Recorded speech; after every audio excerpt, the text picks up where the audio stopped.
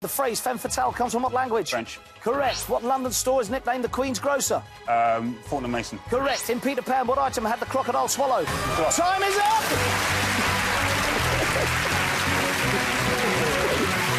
Unbelievable! Unbelievable!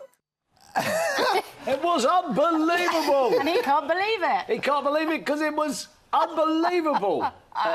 90 grand. Daytime show.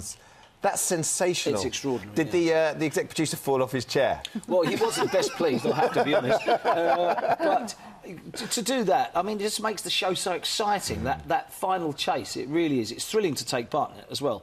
For me, I love it. I absolutely do. That moment, because you've been doing it for a long time now, but that moment, particularly when you're doing the chase, you've got to ask the questions quickly, and the pressure's really building up as you... Because you know that the contestants are sitting there and they're desperate for it to finish, and the chaser wants you to get the questions out so he can give you the answers. Exactly. That's pressure for you, Brett. It is pressure, but once you've done as many as I have now, you sort of get into a rhythm, and it does. And we never see. Don't forget, we don't see the questions. It's not like we have a really good. We rehearsed. That's not the way that happens. You don't want anyone to think you're rehearsing. Well, no, it's not that. We never meet the chasers. We're kept apart.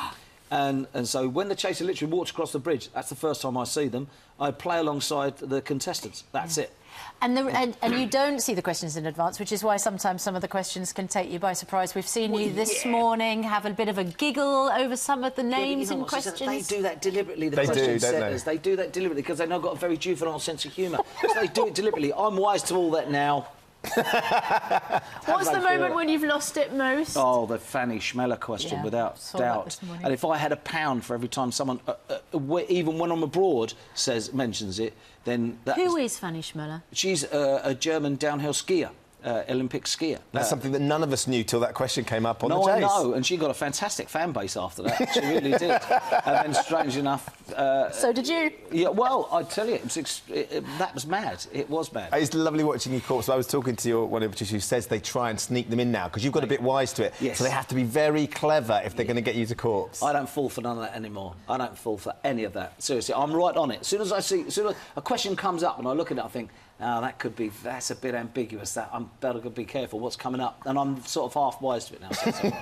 I love it. It's brilliant. Yeah, Charlotte took part in the celebrity version of the chase. Charlotte did fantastic. Terrifying it was. Terrifying. Nothing like having that mental blank, and I had to pass on a question about Baa Black Sheep. Well, the pressure's on. It's that cash build around. The pressure's on, though, Charlotte. So it's a great question. You should come on. No chance. You should. Gives me heart palpitations just watching. You've got to come on. It's exciting. You'd love it.